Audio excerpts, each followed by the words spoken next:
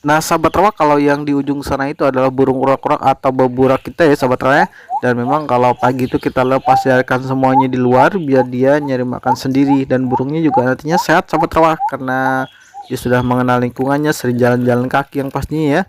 Kalau dikandangin terus kan dia pastinya juga ngoyong, lemes, cuma circle-nya di situ-situ aja. Jadi kalau kayak gini kan dia bebas mau kemana aja. Jadi kalau misalkan diternak atau dibudidayakan dia sudah nggak stres ya sahabat rawa ya. Ini ada burung tengkek udang juga, jinak banget.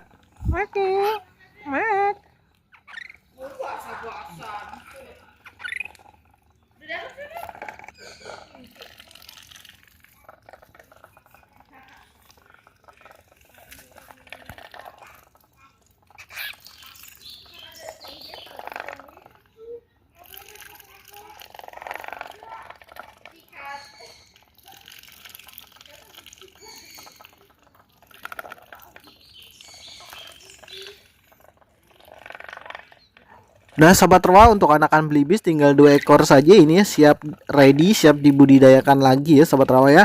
Sok yang pengen adopsi silahkan inbox saja di FB kami burung mandar biru, atau Anda juga bisa mengikuti kami di TikToknya penghuni rawa, atau IG-nya juga kita sudah buatkan yaitu burung mandar biru juga sahabat rawa ya.